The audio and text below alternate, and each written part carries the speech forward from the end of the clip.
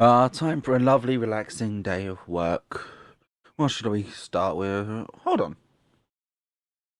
What's that there?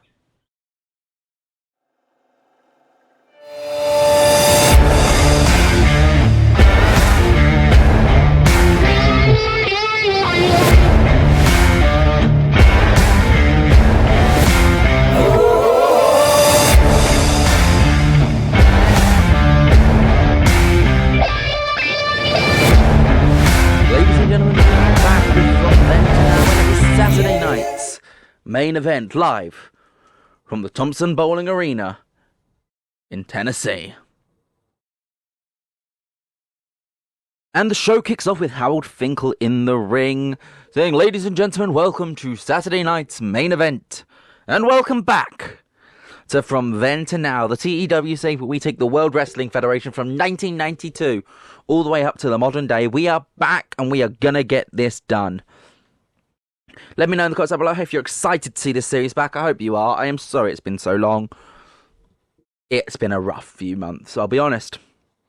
But our opening match is a 6-man tag as the Four Horsemen take on Fuji-Gun. We get our big entrances and we go straight into that match. And the show kicks off with the big 6-man tag.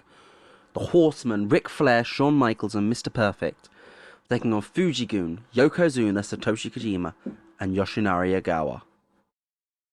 It is the Horsemen who pick up the victory here. Ric Flair tapping out Yoshinari Ogawa to the figure 4 leg lock. But the finish is a little bit interesting because Owen Hart sneaks out from under the ring and holds down Ogawa's legs, tripping him first, then holds down the legs, allowing an elbow drop from Hennig. A big interference to help the Horsemen from Owen Hart. Although, is it as much to help the Horsemen as it is to attack Fuji-Gun?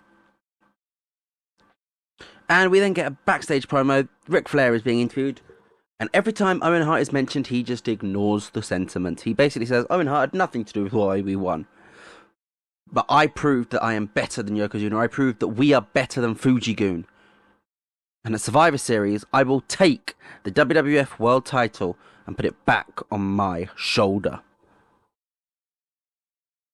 Then jump backstage where Mike McGurk is catching up with Owen Hart, who...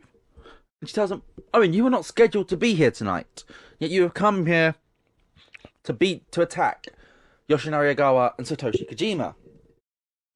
And Owen says to her, people around me keep telling me that I need to forget. Coco keeps telling me it's time to move on. Brett keeps telling me that it's time to look forward, but I will not. Ogawa and Kojima cost us months of our career. I'm not just going to sit around and watch them get placated and given everything on a goddamn platter. Fuji-Gun will be taken down. And Owen Hart will lead the force to do it. And he storms off out of the building into a car. We then cut to a different locker room where Jim Cornette is addressing the camera. He says, Bulldog, you don't know what to expect tonight. You think you've got everything laid out in your mind. But I promise you, there is nothing which can prepare you for the torment you're about to go to tonight. My client, Keiji Mutoh, is nothing like you've ever seen before. It's nothing like this country has ever seen before. And you're an idiot if you think you have a chance of winning tonight. Davey, I respect you. You're a good worker. But tonight, you will be annihilated. Bulldog is interviewed in gorilla position and is essentially saying, I don't care what Muto's got in front of me. Tonight I fight with the British spirit, and I will keep my Intercontinental Championship that I won in the biggest stadium in my home country. I won this at Wembley Stadium, and that means so much to me. I'm not just going to let this slip away. I am going to retain my Intercontinental Championship no matter what Cornette and Mutoh have planned for me. There's nothing they can do to stop it. Nothing anybody can do to stop me. Although, there's one big trick which Cornette and Mutoh do have up their sleeve. Because Cornette comes out for the entrance, and he drops the smoke bomb. We get a massive smoke pyro, and out comes the Great Mutoh. Not Keiji Mutoh, the Great Mutoh. Face painted, dark, demonic. He comes out, and all of a sudden, Bulldog's in trouble. The match is a good match. It goes back and forth. Mutoh using his weird face paint powers, which it's wrestling, it's a thing. Comes in, and he's essentially almost impervious to any damage Bulldog does. Bulldog even hits the running power slam on Mutoh, and it's not the end of the match. But in the end, the lights suddenly cut out. And when they come back on, the referee has been taken out, and Yoshinari Ogawa and Satoshi Kojima are in the ring. Mutoh and Cornette are completely confused by this. They had nothing to do with this.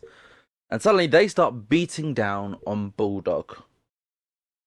Fuji is now at ringside, and he starts shouting into the camera, "This is your fault, Owen. You did this, not us. This was supposed to be over."